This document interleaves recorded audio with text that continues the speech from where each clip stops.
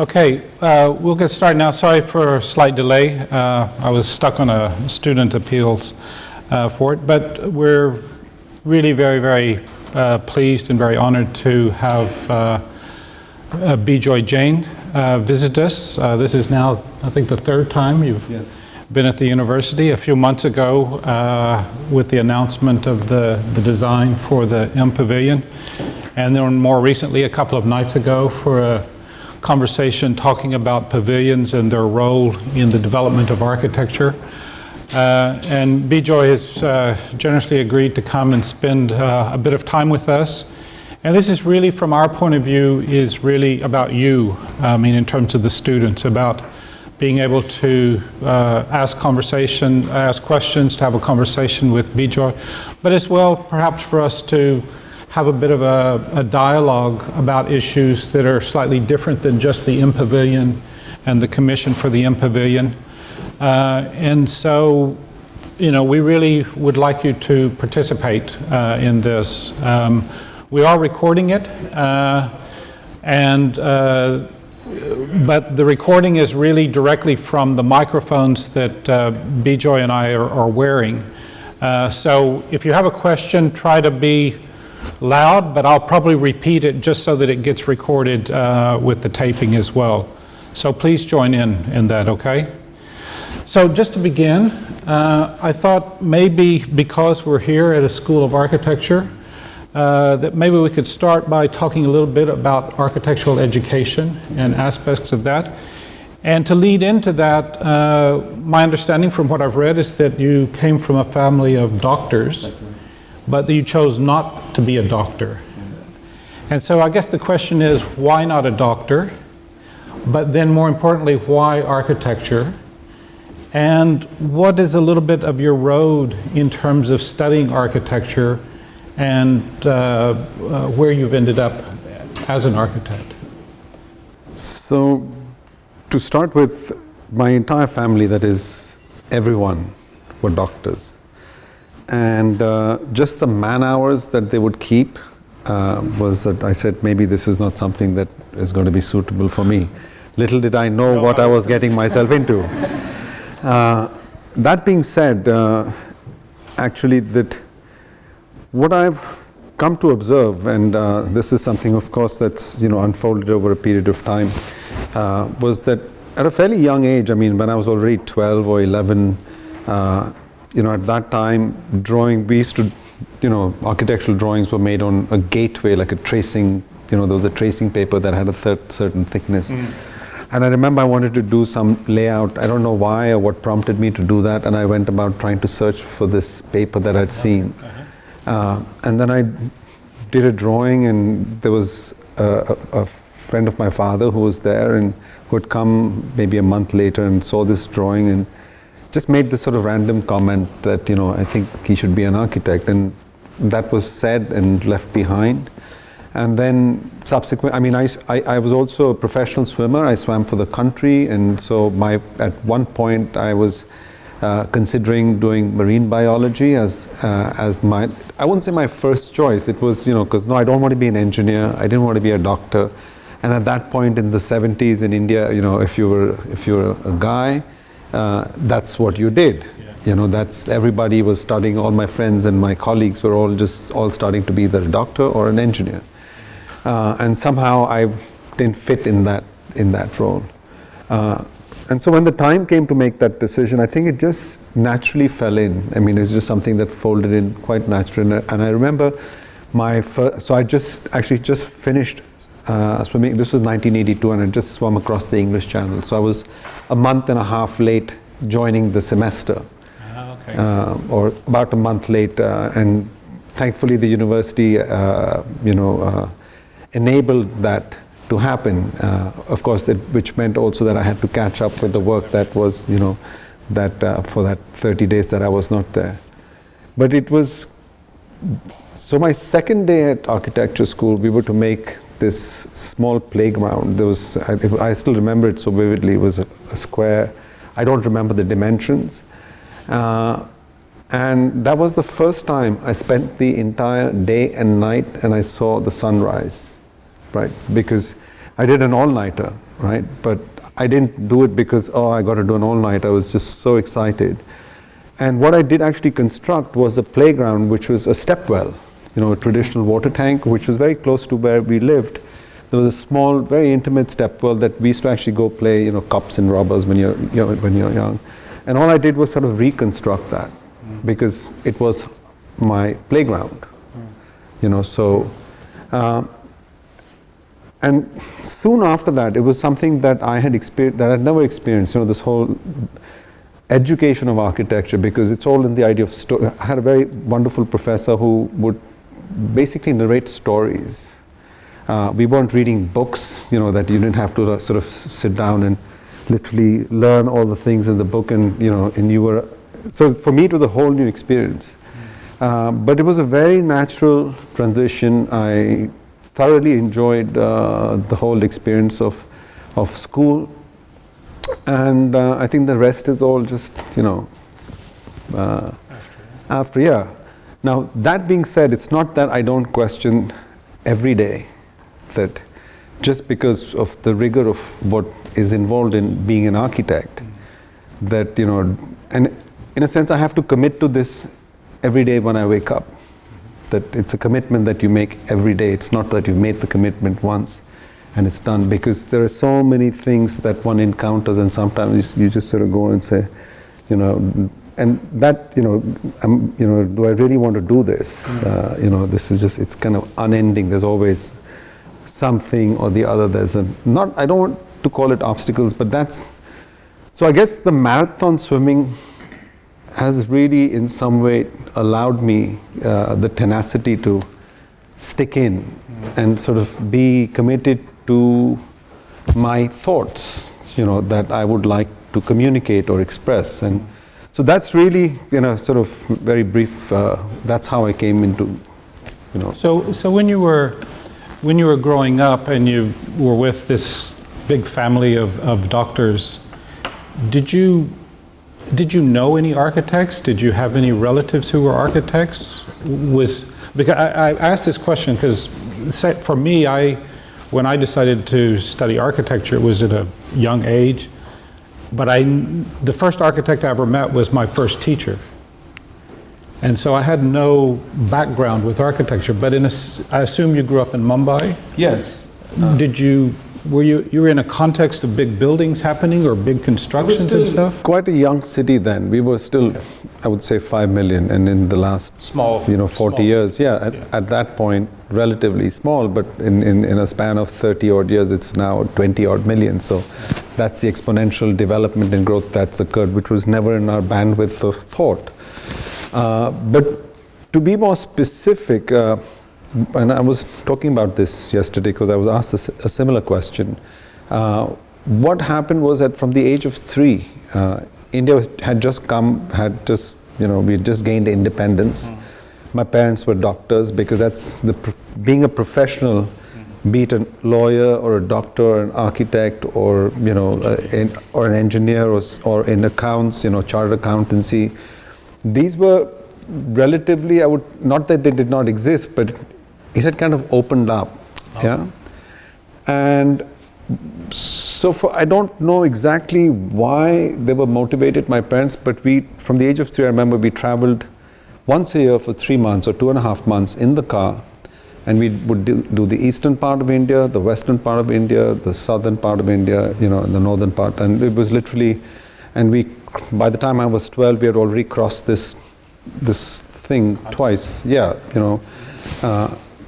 and it was to see actually all the different kinds of, so my last name is Jain, so Buddhism and Jainism, and not that we were religious or anything like that, but it was just, I think, part of, I guess, our learning, just to be able to expose us to what was there, in terms of the wealth of just things that we had and just different cultures. And it was still, I think a lot of it was intact, and it still is in a certain degree. It's not that, and I remember visiting, which was quite interesting, 1972, I was 7 years old. And we visited, Chandigarh had just been completed. And I remember this, big concrete driveway and the Secretariat building. And I remember driving, and as it was midday, it was blistering sun. It's quite a hot climate in the summertime. And I remember as we got closer and closer, I started panicking, and I absolutely refused to get out of the car because I'd never seen anything of that size, and there were no trees. The trees had just been planted and all of that. And I had to be driven away. My parents went in, my brother went in, and I was whisked away in the car because I just refused to get in. And it's kind of odd because I only very recently, I would say 6 years, 7 years ago, I actually bought a book on Corbusier. So it's a sort of, for me, it was like an uncle that you don't like, but that one, and I remember writing a paper when I was in architecture school about Chandigarh, and I wrote about this experience, and I can vividly remember. So I've just taken a job 2 years ago to revisit Chandigarh, and I've taken the same route. And of course, everything now is overgrown, but also the buildings have been, there's a huge amount of security, because these are government buildings. And strangely enough, it was sort of a similar path that I had taken in '72 that I took, just coincidence again, and I could vividly remember everything. And so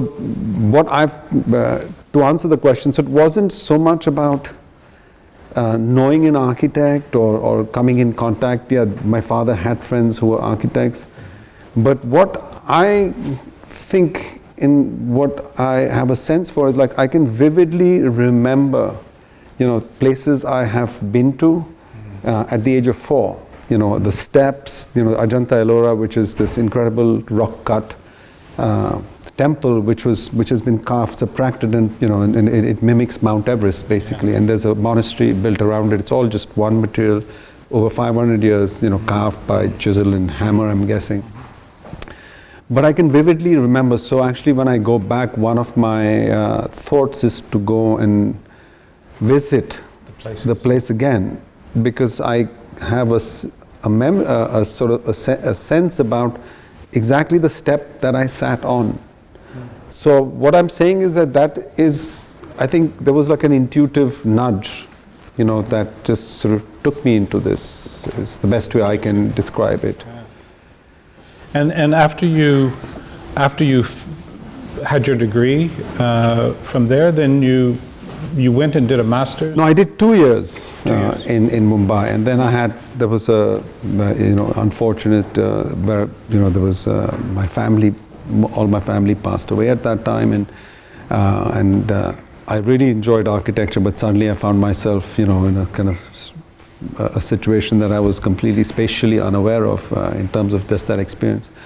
So one of the things that I did was to, in some way, and then the professor that I really liked in the university, he left.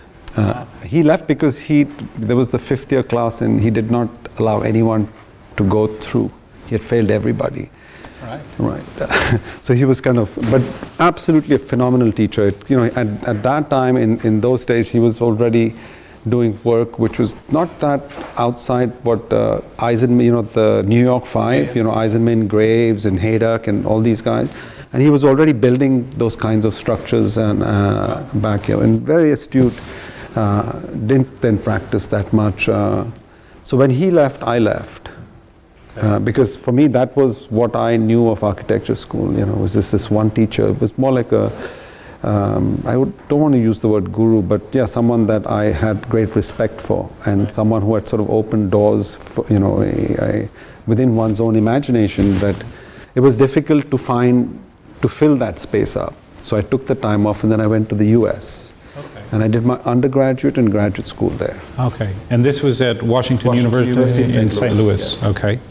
And that transition from being in India, spending all this time traveling around, visiting all these evocative places and studying there, to then being in America and in St. Louis, what was that? That was a whole completely new experience for me. The rate of how things move in the US in respect to how things move, and just in terms of just visually, just the cars going by and people going, not that many people actually, just more like cars and movement like that. So it took the first couple of weeks But that being said, I remember first day at school, we were handed a sheet with the project in it, and it said 1 week from now, there's a review for it. And everybody sat up that first night and everyone was working. And it sort of took me back to that first day of, that I made that pit, that playground pit. And then the rest was, I just loved architecture school. I really enjoyed it. It was difficult, just purely from the man hours that we have to put in. And, for me, the idea of, making and drawing and everything was manual then. Computers still hadn't come in. It was quite a special experience for me, I think. I did 7 years, I think, in total. It was, but by the 7th year, I was ready to go out. Yeah. And at Washington in St. Louis, given the context and the sort of structure of American schools, did you find, quote, a mentor or somebody, or did you learn more from the other students, or? I think architecture as an education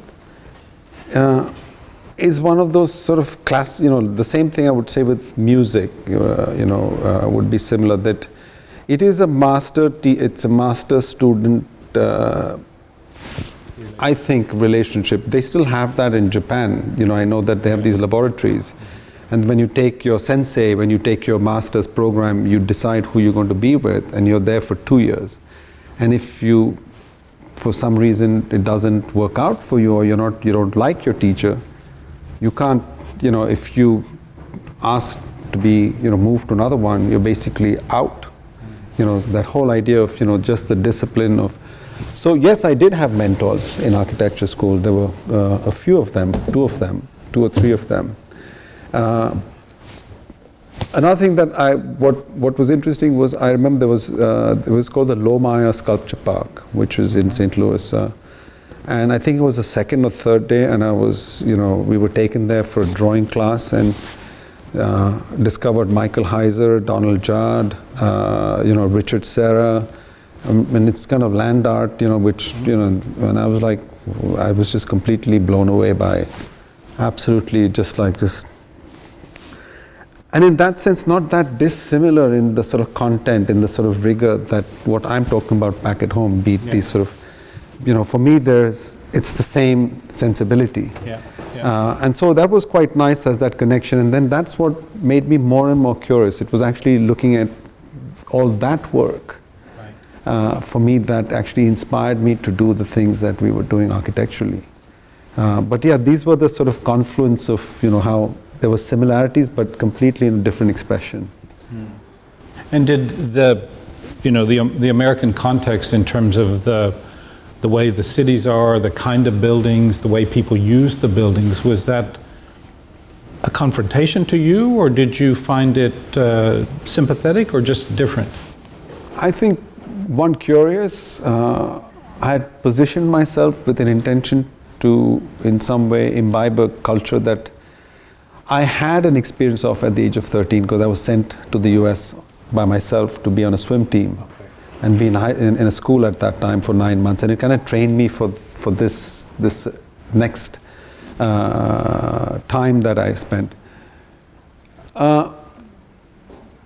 Again, just in perspective, we grew up at a time when Jim Morrison and Levi's jeans, and we were still socialist in India, Adidas shoes, and, to get something like that would, it was like priceless.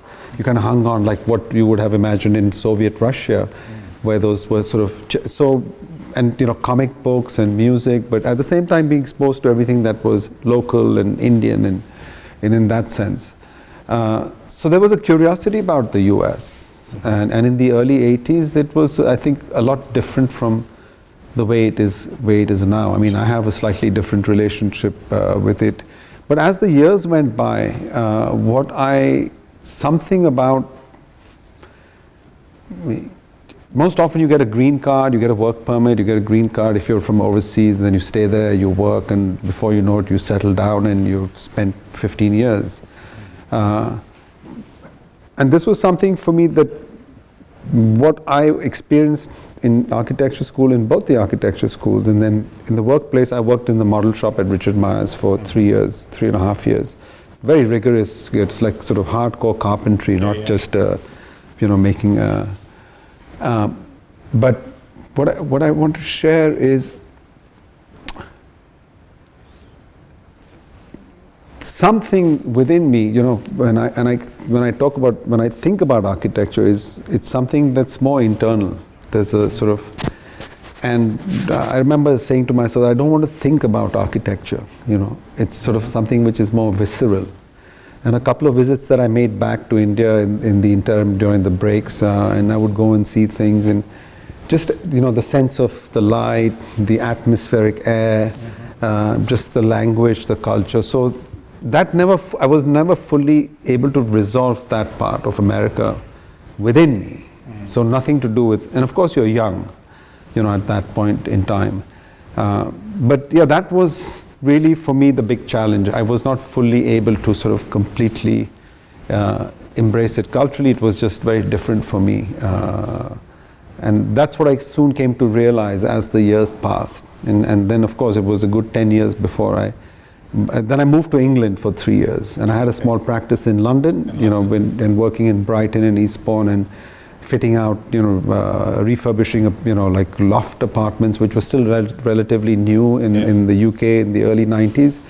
And then just a series of things that sort of just fell together and, took me back to India. That's really how I got to India in 1996. Okay. So without just doing a kind of chronology, I'd like to jump maybe forward, because now you do some teaching at places like Yale and other schools. What's in terms of architectural education, what do you think is, or what are your interests in architectural education, and where do you think it should be placed, or at least from your point of view, when you teach a studio or a lecture course or a seminar, what are the ideas that you want to expose? So maybe I can straight away jump into the studios that I taught. And so when I was asked to teach, no, I'm not an academic in an academic sense, so at first, I said, okay, what am I going to share with the studio? And what at that moment, I said the best thing I can do is pretty much share the manner of the way I work, because that's akin to me. I can communicate that, and I can share that, and that was really the base of the studio. So on the first day, there's no written sheet, just I think there was a text, water and its presence or absence. And then each of the students was asked to bring something just random. It could be a sandwich, it could be a bottle of water, it could be a branch, it could be a rock. There was nothing that was prescribed, and they were to bring it the next day, put it on the table, everyone put it, and then to discuss why they chose it, even if, not because they liked it or, it was good or bad, but just what prompted them to take that action and make the commitment to bring it on the table. And so for me, the intention of the studio was more for the students to gain confidence about their own, to gain a sort of insight into how their sense of creativity, in terms of what makes them, articulate certain things, or, understand certain materials or shapes. We all are in some way partial to certain things. There's no particular logic to it, but it's there. And what I realized, that I began to acknowledge these things within me. And that's what I was sharing. So it was a completely, and they were to design their own program, each one their own site. And I think what I experienced, so halfway into, and they made beautiful models, and there was no prescribed set way of drawing or making. There was no limits.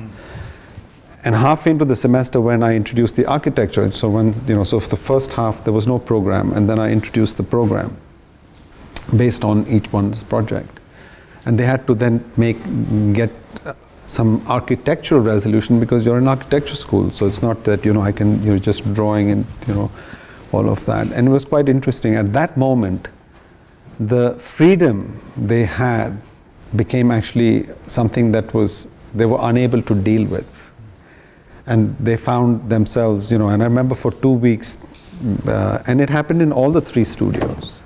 I did the same exercise in the 3 studios that I'd taken. And half semester over, they take a short break, they come in, and for 2 weeks, everything just comes to they're not able to move. They're paralyzed, absolutely paralyzed. To make that conceptual shift into an architectonic project, which still retains the concept. And so what they started seeing was that the concept and the things that they were doing, they suddenly, or their belief in it, or their faith in remaining in that, I think was something that was brought to question. So for me, the idea of the studio is really to in some way tap into the expression of each student and each individual and look at them as just separate sensibilities, and they come culturally also with different with differences and diversity. So I remember, and in class, I didn't write. I could remember everything that they said, all the drawings that they'd done, and all the models, all 20 students. They would forget about what they had done, So it was some way like a psychoanalytical, exercise. I'm not saying that I'm a psychoanalyst in any way. But for me, I was trying to draw out an intimacy about what one does. And that really, for me, was, how I look at, or rather that's one way. Because there were other studios that were very clear. They had a clear direction, they had a clear intent, drawings of this dimension, models like this, and the professors, whoever they were, had a very clear agenda of what they wanted to, and it was closer to their work, which I observed, like their projects that were done in class were closer to the work of the professors, in some way they were mimicking that. I don't know what I'm going to do next. Right? In every project, it's sort of it's not that it's new, but I don't know the expression. I don't have a system or saying that this is the manner in which I'm going to do it. The only thing I have or I know is that I want to do it with a certain economy of means in terms of, materials, manpower, people, so on and so forth. But that's sort of a broad parameter. And the actual expression of the materials could be n number of different ways. So part of that for me also was to provide another alternative, another way in a university or in the architectural setting, the different studios that were there. Here was a studio that actually had no limits, and it was interesting for what the students had to go through and experience. Some loved it, and half loved it, and the other half just hated it, or they were terrified. There was too much was unknown. So maybe we'll see if there's some questions from the audience. Anybody have a question? Bijoy, I just want to, I think, go back to the start of the conversation. I mean, you mentioned something about, or something at least similar to a notion of resilience that I think helped you possibly in navigating architecture early on. It got me thinking about an article I read recently about New York public schools introducing the teaching of, or at least the facilitation of this notion of grit, G-R-I-T, into the syllabus. And I'm wondering, for me there's a kind of association of grit, resilience, and I'm wondering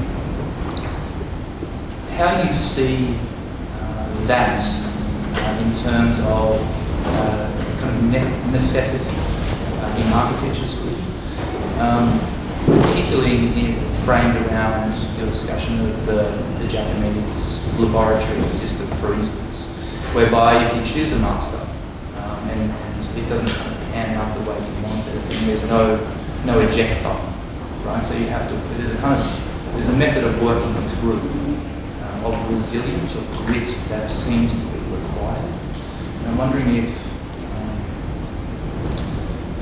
you see that is really a kind of necessary character trait in terms of architecture and perhaps... Yeah, I think it's important. So if I might, stop, sort of just dive into that, was that I still say I'm learning to be an architect. Every day. That's why I said every day I have to commit to it.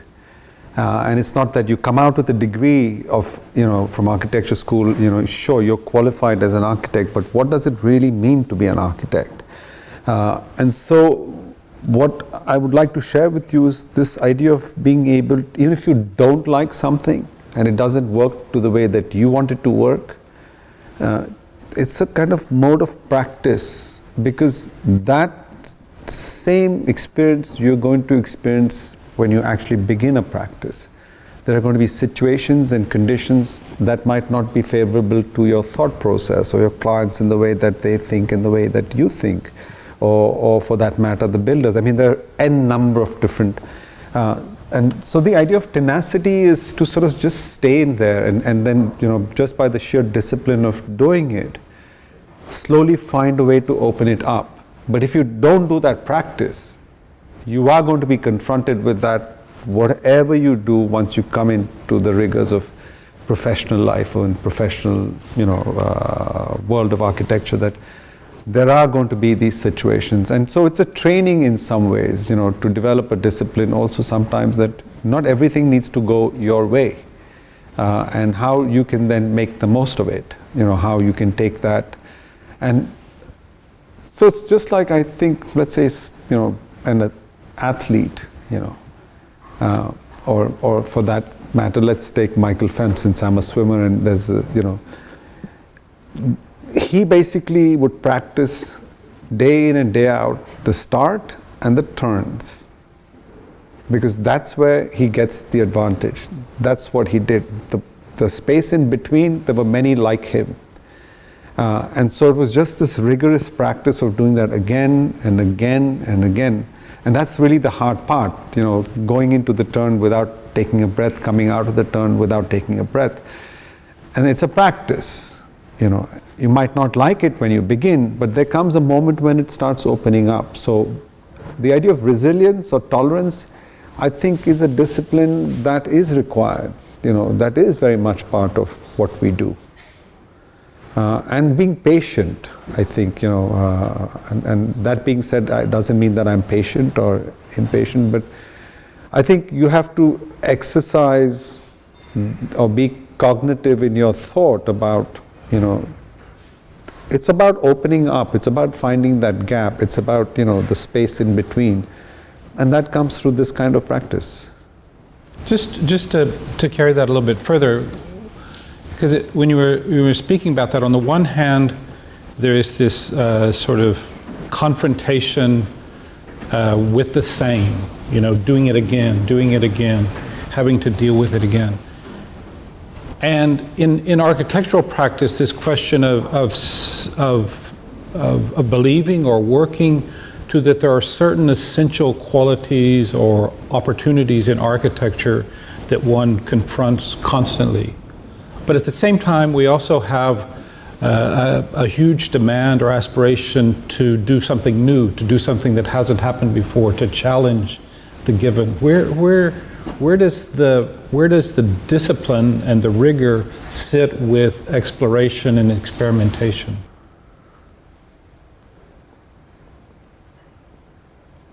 I'm not sure this idea of new that we talk about. Everything's been done, 100 times over, Maybe the materiality of it might be slightly different, but, I'm saying that if I look back at what's there, for me, that I have to match what's already been done, So be it those incredible buildings, that's what has already been laid out, and that's the benchmark or standard that's been set. for me, that's really what I'm looking at. And, whether you can call that old or new, no, that's not, I'm saying there's already a standard that's been set. And how do I, through me, move closer to that? And that's why I said that it's a training as an architect, it's a life's journey, really. There's no point where you say, I know everything, because once you know that, it's over. And so what I'm getting to also is that, of course, when you're young, you're impressionable. You take on characters and you portray and you mimic, architects or things that are closer to you. And what I was saying earlier was also that it also comes from your exposure, the culture, your background, the place that you're. There are so many influences that so when you think about a class of, let's say this entire class here, I'm certain that you give a project, you'll have each one being an individual, unique solution. Why? And recognizing that's in, I wouldn't say my view, new, but unique. That's the diversity. That's the diversity of culture. That's the diversity of exposure, of atmosphere that we carry within us. We're also carriers of we transmit. For me, that's the idea that architecture is no more than a transmission of thoughts, of spatial conditions, of experiences that in some way have been have already been here on this earth, and I guess music does the same, or any mathematics for that matter. So it's not really the newness that I'm curious about, but more the unique approach of each individual, and how that is then expressed. And sometimes, yes, it's okay. You might follow Alvar Aalto for some period of time, and you learn his drawings. And what better to mimic the master, right? It's a great practice. I remember, I used to read a lot of plans. I mean, a lot of books, and I would, from the time I joined architecture school, I made this a sort of discipline of, saving up enough money to buy 2 architectural books every month, and that became a practice. And I have a fairly extensive library now. But what I'm coming to, so even now I look at a Glenn Murcutt plan, or I look at a Jeffrey Bauer plan, or I look at Alvar Aalto, or I look at some of the older projects, just in terms of curiosity of how they dealt with similar situations or different kinds of conditions. So in some way, maybe the expression is what is new, right? But that situation or that typology in some way has already been done. It's, at least that's my view. So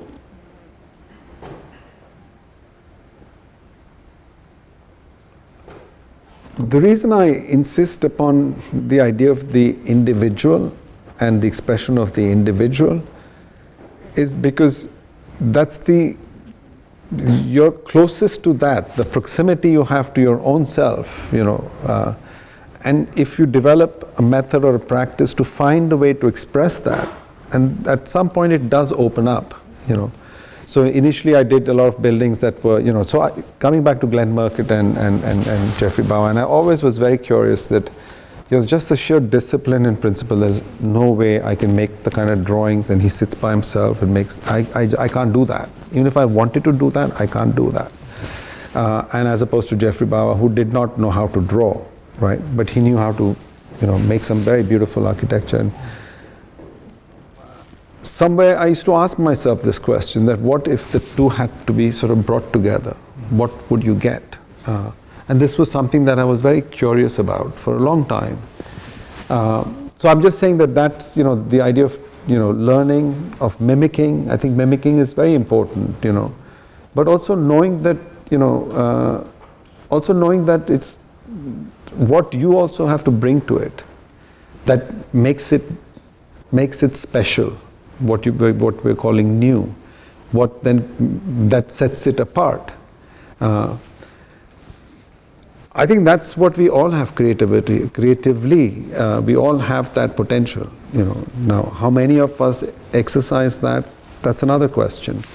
But the fact remains that we all have that potential, and as students, the idea is to sort of explore that potential, rather than fall into the sort of, because that's also, everyone's moving in one direction, then you find like 70% of the class, just to be comfortable with your colleagues, with your peers, because if I kind of, do something that, they're like, what is that? So I had a student in Mendrisio, and very bright, beautiful drawings, and he talked about making a sort of tensile structure or something like that. And I had genuinely asked him, I said, you can stitch your drawings, you can embroider your drawings maybe, and that's one way to understand the material that you're doing and how, it's a scale. And I left for 2 weeks because that was the break, and I came back, and it was interesting. His drawings looked like the rest of the studio. He did not believe that he could do it, right? That because the rest of the class was doing something else. And I just basically stopped him in his tracks, and I said that you have to exercise this, to just be curious to find out. And of course, when he did that, it just was like a wellspring. It just kind of opened up everything, because at the end we have so many different ways to communicate our thoughts and ideas. It's not just one method. Why am I saying this? So for me, it's not to be afraid, not to be fearful of the fact that you look odd in the rest of the group.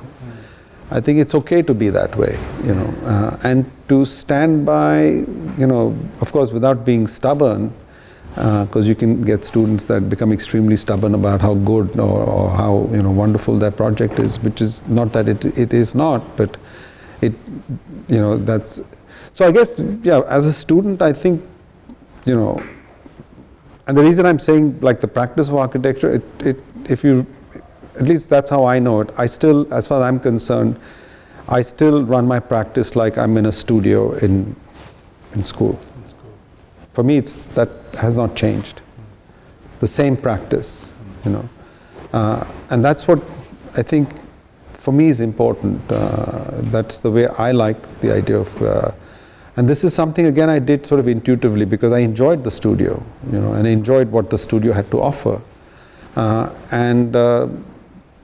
Okay, you can be a professional, and you have to make the drawings and you have to do all of that, which is granted, but the method doesn't have, you can still continue that method, that practice, and that's what I still do every day now, within my practice. So that's why I said it's a lifetime. Learning is a lifetime. Once you've entered architecture school, it's for life. Is there another question? Yeah, up here. Thanks for your talk, Joe. Just wondering where you sit between the universal and the particular. You mentioned being quite taken by minimalists like Donald Judd and Sarah, and then on the other hand, the architecture's also got a really vernacular sensibility to it. Sorry, the architecture, what vernacular? Which architecture? Your architecture. My architecture, okay. So I'm just wondering where you sit between that sort of, there's the universal and then there's this sort of very particular local. I think what I try, and at least if I can say it, is that projects can be contextual and acontextual both at the same time.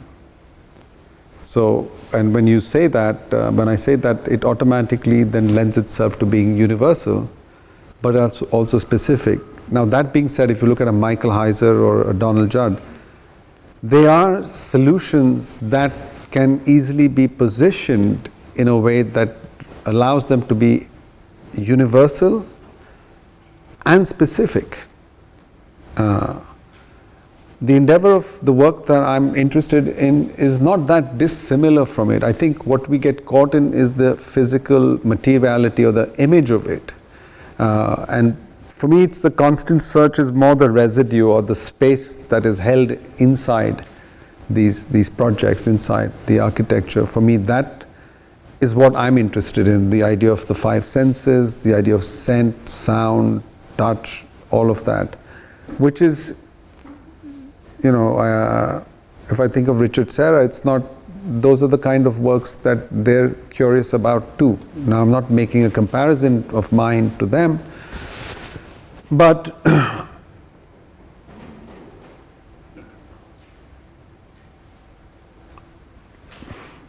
all of us here are, if you think about it, in context and out of context, if you think about it,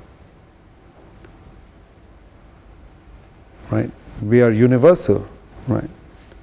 So, and if I am suggesting that architecture is an extension of the human self, then it must carry within it that kind of a DNA.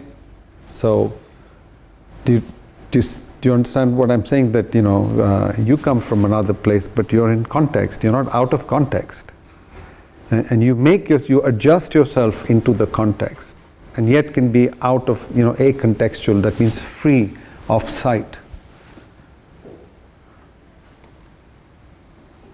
Does that? I mean, it's interesting because I know that you have a whole portfolio of projects that you've done in India and around India, but you're now starting to do projects in Barcelona and Japan and various other places.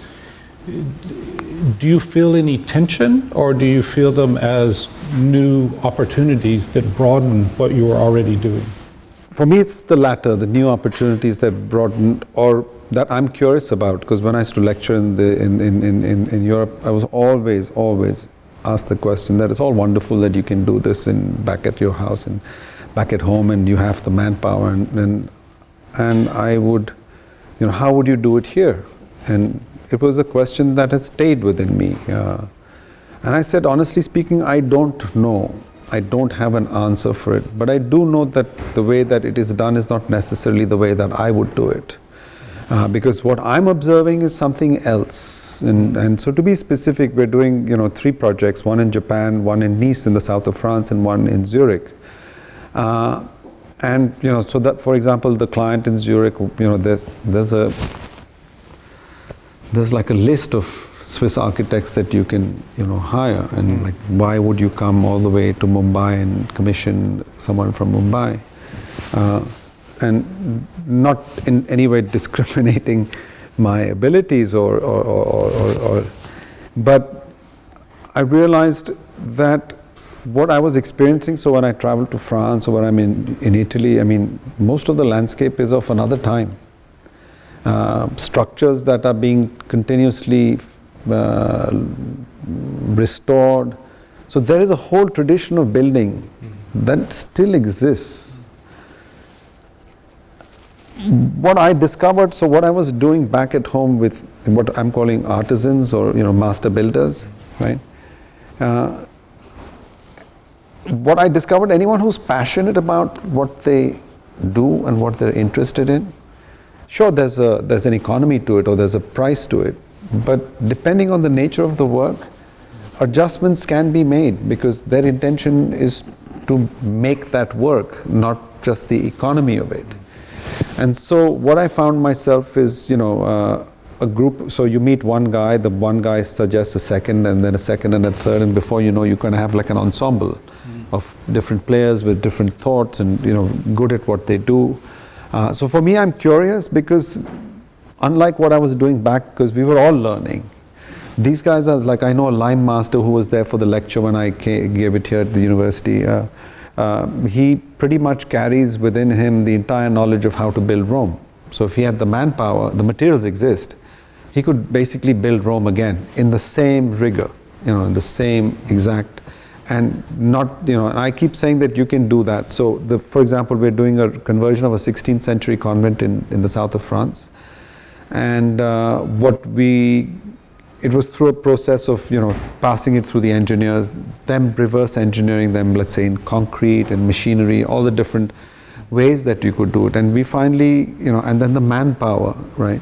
And it finally settled at the most natural way to do it was to actually mimic the same building process as the 16th century. So in some ways, not because it's about the tradition or the nostalgia or any of that, but it also then in some ways enabled us to have less resistance within getting things approved, right? And what I found myself is that there were gaps in spaces where you were able to operate and just shift that goalpost ever so much. For me, my interest comes more because I do think and I do believe that, then how do you do it at a big scale? I don't have an answer to that yet, but I think it's possible. Is this idea of building with a certain intention, normally what I experience is that it's like there's a set of drawings made, things are made, the builders come in, and there's a distance, it's just about serving something, like Gaudi, I remember, I think it was Gaudi, if I'm correct, and might be. And when he was building, and he asked the stonemasons that were there, and he said, asked what are you doing? And the guy said that, the first guy said, I'm cutting stone. And he went to the second guy and asked the question, and the second guy said, I'm building a cathedral. So. The difference of the way that you can enter into something, this is a beautiful church actually that I experienced in Copenhagen. It was done, P.V. Jensen Klint, Ko Klint was this incredible furniture maker, his father. And him with 11 of his workers, they built this, this church. What he told them was that every time they laid a brick, they had to take 2 bricks and basically rub them together, in a way scratching the surface of the brick. Now this entire church, the entire surface of the brick, every brick is unique because you can't register the same mark, right? And then I was like, why, and I thought it was, this idea of the hand being touched, or this idea of the intent behind that. And another way to look at it is he had just increased the surface area of the surface, which meant that he could bring in, it could hold more light, right? So what I'm saying is that there's a very complex set of conditions, and I'm curious and fascinated by this kind of idea of what makes each one unique and particular, even in the norm. That was what made the difference to the brick or to the surface of that space. So if you went close enough, right? Yeah, you could see each of them, and each of them was particular. Yeah. Another question? Yeah? So you talk about architecture being an extension of the self, and the importance of being able to tap into your unique life experiences. I'm interested in terms of the process that you went through in terms of tapping into your own life experiences. What was your practice like, or what practices did you develop to be able to bring out those experiences? And do you feel that you've accomplished that, or is it an ongoing? No. It's a tireless. It's an ongoing endeavor on an everyday basis. We're just in the process of doing a new project, and not so much, that I want to start from scratch again, but you try and find that space that, and somehow understand how to locate yourself in that space. So I'm saying space exists only when you have 2 points of reference. Otherwise you don't have space. Single point of reference, there is no space. Right? In terms of, that's how we understand, dimensions. There's a 3-dimensionality or multi-dimensionality that comes in. So what I'm saying is that as the person making the drawing or conceiving that, there's the site, and you have to position yourself inside that space. I would say that's the first exercise that you just do. And so one of the projects that I was doing, and this idea of survey, which I think is very important, and it's not just a survey in terms of, okay, let's take a tape out and measure, that's 1 meter, and that's 3 meters, and and then you sort of record it. For me, the idea of a survey is that the dimension is more a registration of a certain quality that you are experiencing when you're in that action. It's about being observant to everything around you. And the more you do it, it then just becomes part of you, right? That it just, it's like, you take one ball, you juggle it up, you take a second one, then a plate, then a fork, a knife, and you start tossing them, and you find that you can find a rhythm within that. And it's getting familiar. So for me, this idea of survey is extremely important, of our ability to survey. And survey what is happening outside, what you see, in relationship to how it's registered. So that's what I mean by being attentive to yourself, right? And not, so Corbusier is, let's say, standing man and dimensions that he talks about. And I say that, a dimension of 60 centimeters, it's 24 inches. Like a chair normally, a regular chair would be 18 inches. I don't know what that translates into centimeters, but I think 450 millimeters or 45 centimeters or 550 centimeters. But dimensions can be suggestive of different postures that you might take, and that is what you can modulate. And so dimension is not there as a written law, but more as a framework of how one can occupy it, or the different manners in which you can occupy it. So I'm, again, for me, the idea of survey is extremely important. I'm doing a project right now in Goa, and there are a lot of trees on site, and it's not making sense. There's a kind of randomness about it. And part of the exercise is just getting to know every tree, because it has shade, it has a canopy, it has a dimension, there's a trunk. We will be seeing through it, it becomes part of your landscape. It's like a column in a building, so the presence of that is there, and how one then responds to all of that. That's just one set. Then of course the sun, the earth, the quality of the earth, how far do you dig down, what are the, all of these things are part of that survey. And the idea of drawing and the idea of practice, whether it's a model, whether it's, is to gain more insight. And the more insight you gain, that's how closer you get to what's within you. No? Yeah? I'm just interested in your view on trends and technology in architecture. So for example, in university, I guess we could argue right now students are sort of trending towards like more digital and technologies like 3D printing, screen printing.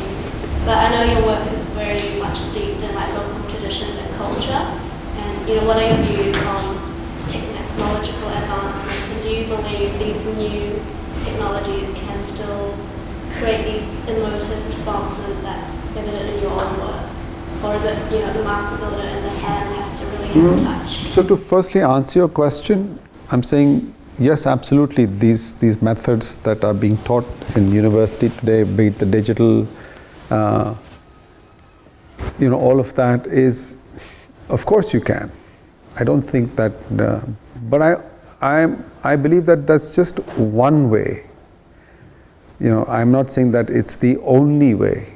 Now that's a choice as an architect in practice or in training, is what you make. Just because the professor throws something at you, it's not the truth necessarily, or that's not just the only singular way.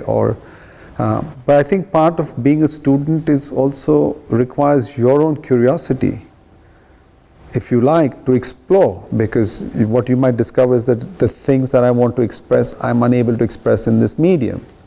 But if it is required that you have to work in the medium, you can. So I always say that you work in the medium, but you can also at the same time, simultaneously work in another medium, and one can inform the other, right? So there is no one way,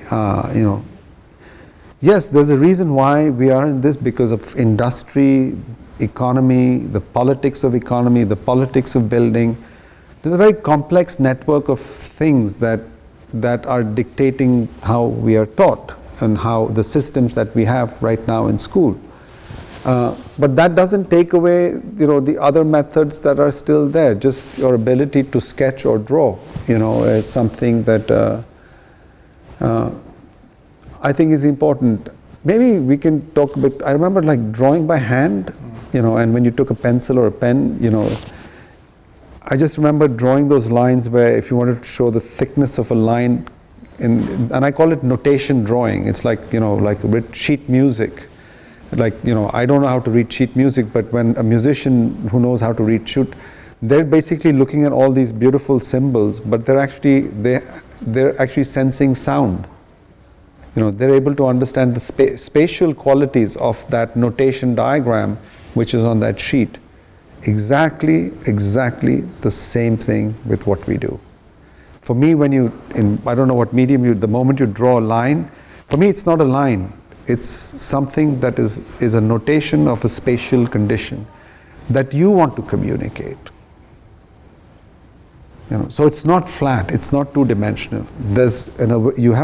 I think the idea of survey is to develop an awareness of, and I say sometimes that, to be able to, like at the nape of your neck, you can sense things right behind us.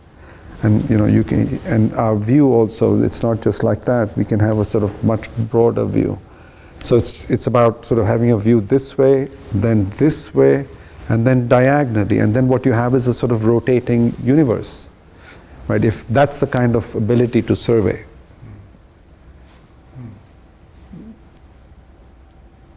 And then you add materials, you add site, you add geology, you add physics, all of these things, economics, art, all of that comes into play.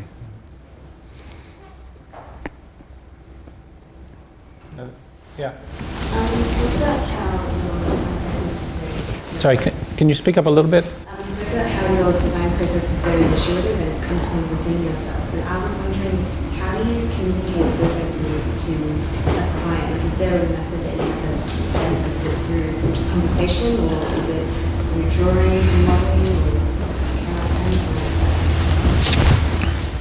that? So one of the things I've become observant about is that, you're always excited like a new project and going to site, and you try, at least I try, and to be as neutral, in one's own sense.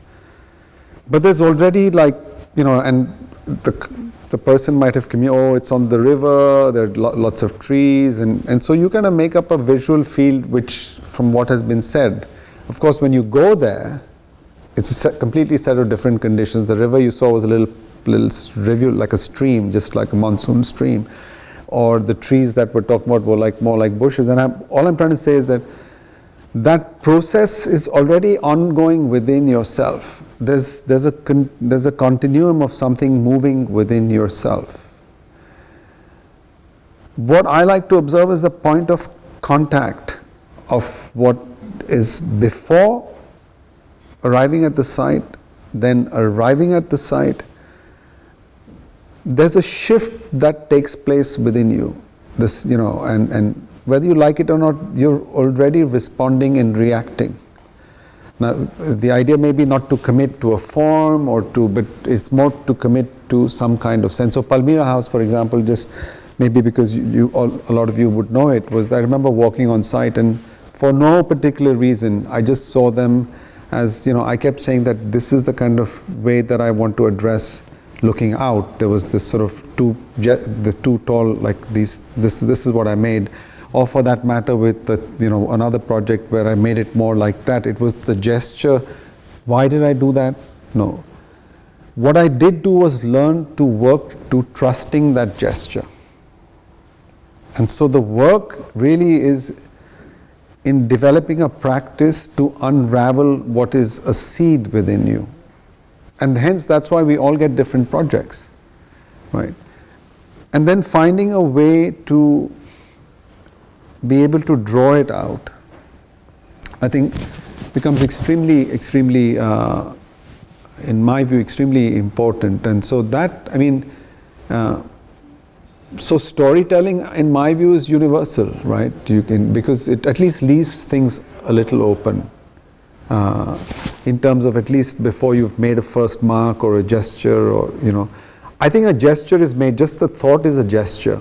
Just the fact that there's something moved, that something has moved, whatever it might be, maybe just the color red that comes to your mind's eye when you're on site. And that's why this idea of the studio and picking an object, be it sound, music, it was like literally, it's such a random pick in a field which is vast. It's so diverse and vast that, what motivates us to have made that choice? And I think continuously working towards that. Yeah. It's good to have you with us. The question that I wanted to ask was, you seem to not shy away in expressing about your ethics in architecture.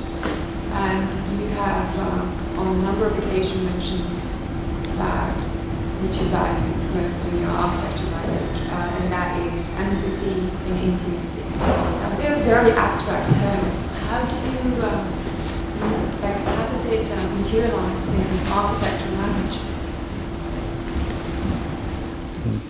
The scratching of the two bricks, right? That's embedded, that's empathy. And what was the other word? Intimacy. Intimacy, right? That action itself contains both the words that you've talked about. Because it's empathetic to the possibility of the quality of the light, the gesture. Because every time the bricklayer scratches the two bricks, his condition or her condition at every given second is changing. It doesn't remain, it's not constant. Do you want the intention in which you do it? And someone might have said, oh, it's getting to be lunchtime, and you might do it quicker, or you might do it at, I'm just speculating here. But for me, that's what I'm interested in, is this other dimension. It's interesting that you said that the rubbing of two bricks, you find there's a level of intimacy or empathy. But it's a very subjective matter, because for some other people, they might not even notice that or they might not be able to see it. So it's very subjective. But I don't think that's important, whether you see it or you don't. For me, then I use the word that as long as it remains latent.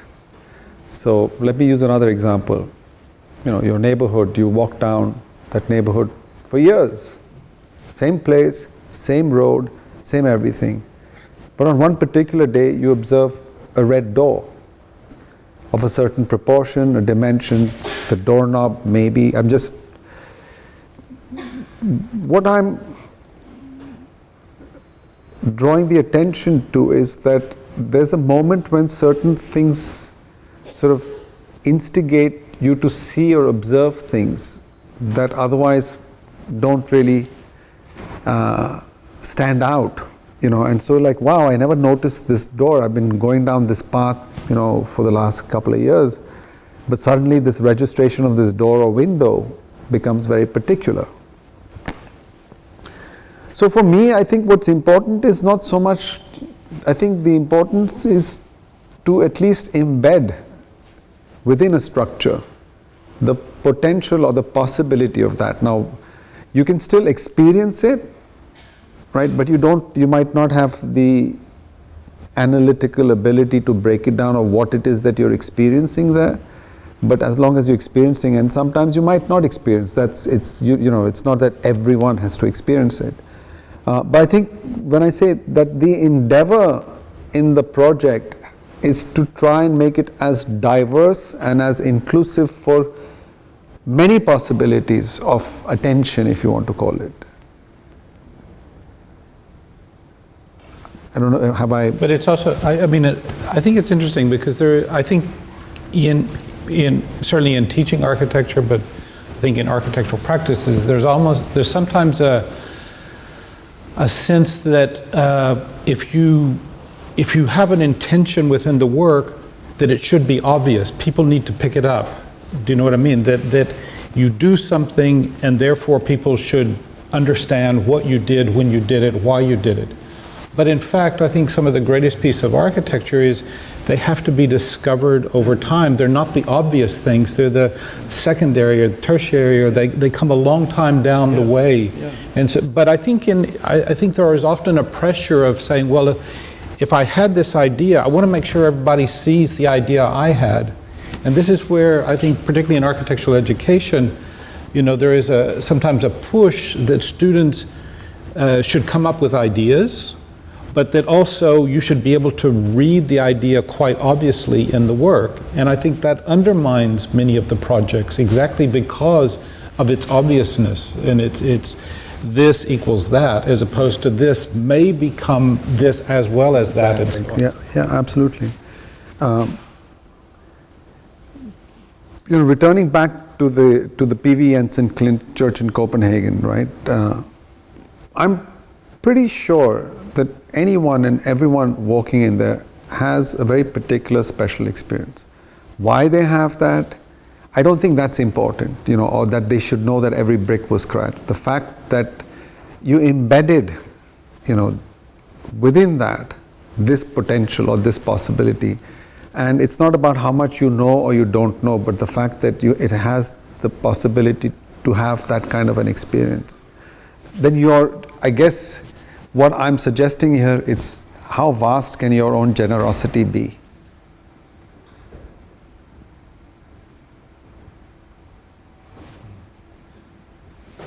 Yeah. Sorry, let me take one down. G'day, Bijoy. You talk about everybody's uniqueness and everybody's project is different, and then we talk about everything. I'm interested, how do you judge?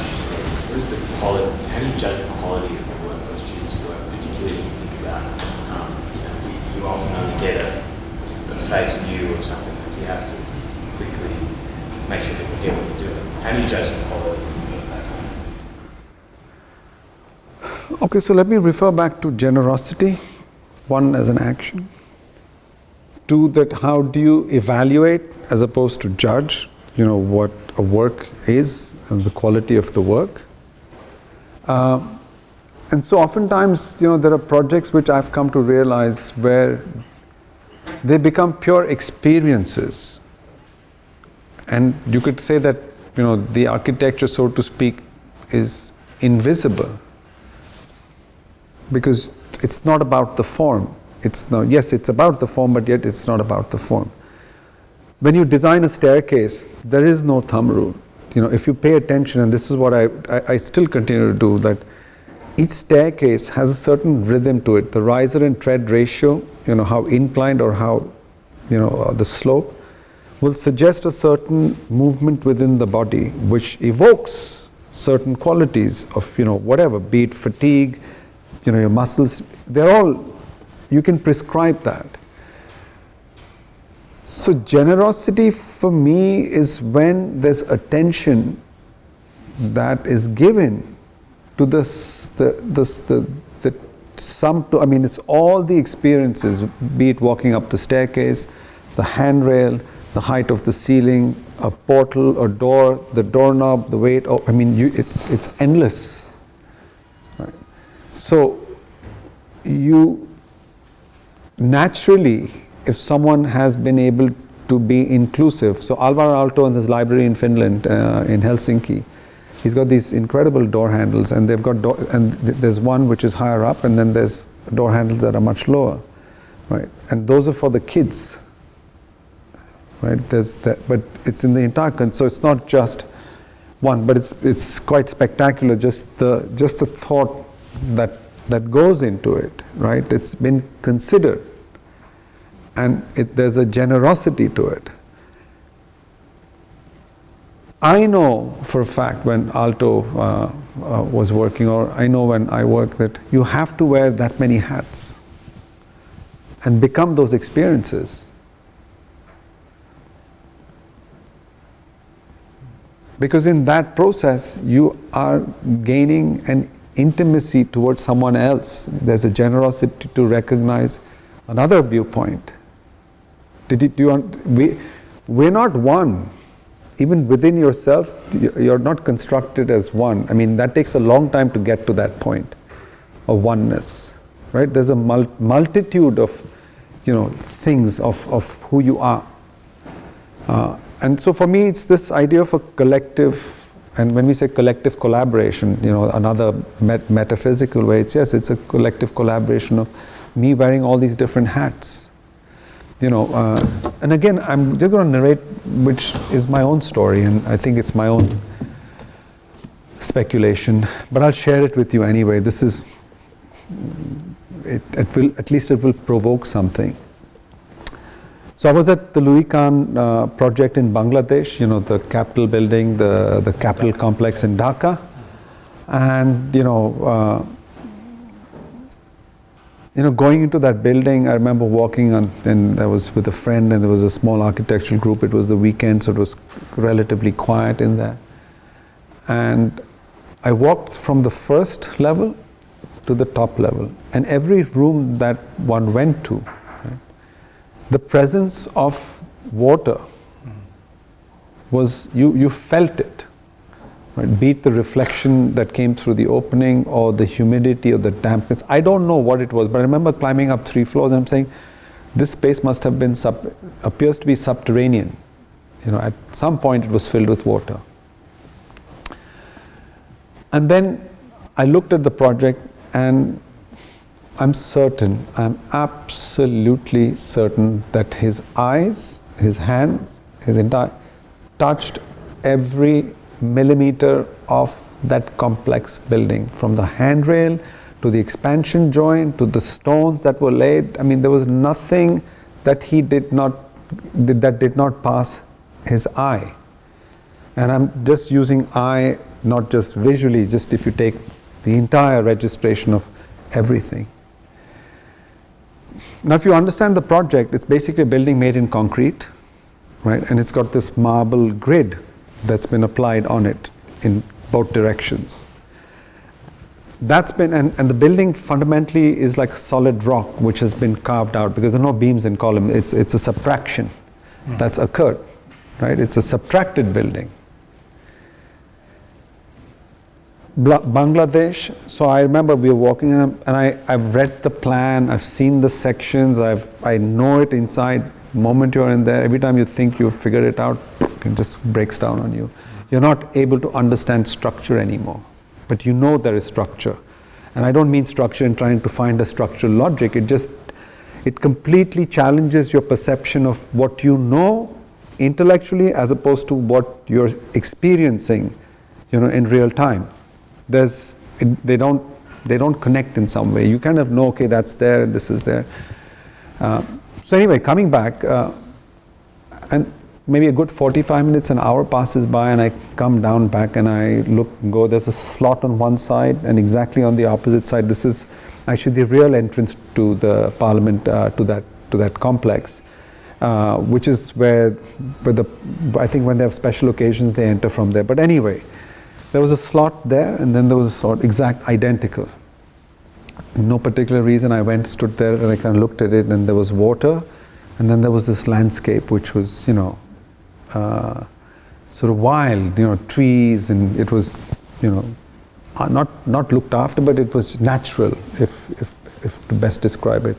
I walked to the other side, the slot, and perfectly along the other side, it's like everything is on axis, everything has been defined, and there's water on both sides. Now, I'm just saying that for a moment, let's speculate. Indo-Gangetic plain floods there. I'm saying that I suddenly realized that the only way to see the entire building is for Louis Kahn to have actually become water. You have heard stories, I know of stories where you can mimic an eagle, you can mimic a jaguar, that quality that you could. There are people that have demonstrated that. We have that capacity. So I was just thinking about it that, okay, Louis Kahn probably, there's a reason why it actually struck me. So you go to the top, which is the main theater, the main, where the chamber, right?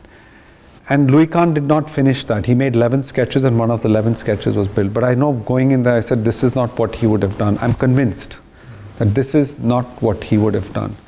And it's very fitting, because if that's how he came in, right? He came in from the top, a big rock, a flood, him sitting on top of the rock, trying to figure out how to get down to safety of some kind. And as the waters kept settling, he actually used the water to carve out the spaces. And if you're water, you will touch everything, right? You will touch every single surface. The grid, the marble grid, is some way to be able to register an uneven rock. How do you tame a rock? How do you give it dimension, right? And so the grid, that's just a grid, that's like a scaling device just for him to facilitate as he's moving through it. So as the water settled, it's like continuously excavating as it goes down. And so if water started here and then it finally settled there, all the spaces in between will have experienced water. And for me, that's what I experienced. So I say, what material did Louis Kahn build the project with? It was not concrete, it was not marble, it wasn't brick, it was water.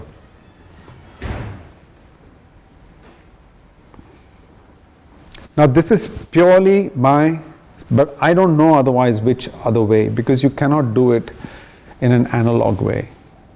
At least I know, if I even attempt to do it, it's impossible to hold that much weight, to know every stone joint, to know every expansion joint, to know the handrail. I mean, it's vast. It's vast, that project. And that's how it sort of, in some way, is symbolic of something that it's like compressing time, no? He's taken an imaginary idea of this floodplain, this idea of this rock, this idea of this excavation, and in that period of time, it might have taken 100 years or 200 years to do that. And he's compressed that in that period of time of conceiving it and building it. So let's say 400 years of movement of water, which he's accelerated.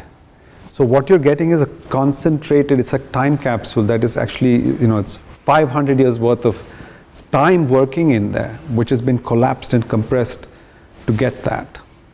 I don't know if I'm making any sense at all, but are you able to kind of get a sense for what I'm, so that's how we can transcend time. That is our best way to transcend time. So that's the judge of good work then.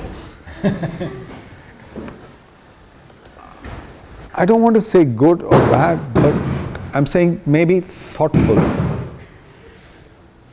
Maybe a sort of mindful approach to what one is doing.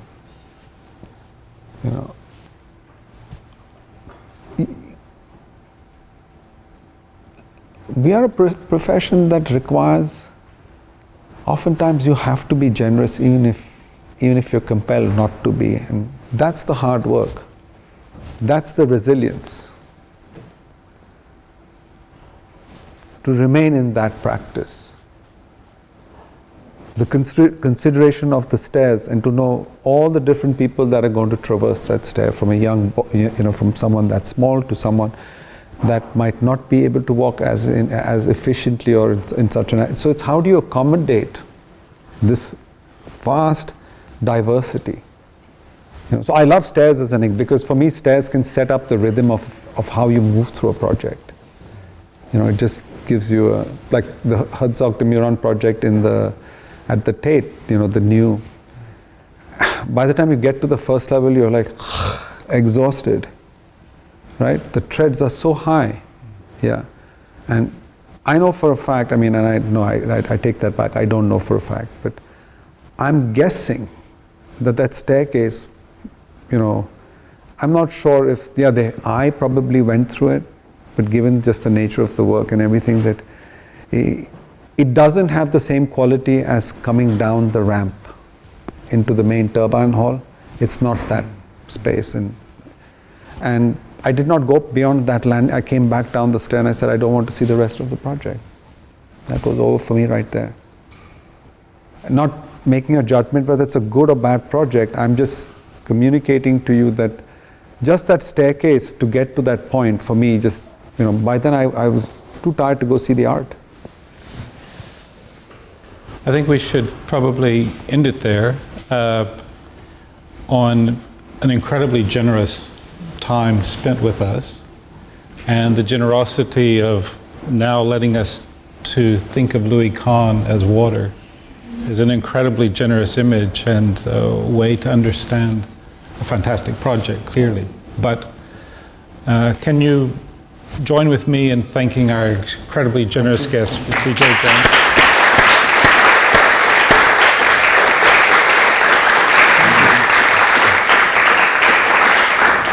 Both for his time with us today, but also having given us the MPavilion, which we get to experience now much longer than you ever will, because we get to be with it for the next few months. Thank you very much. Thank you.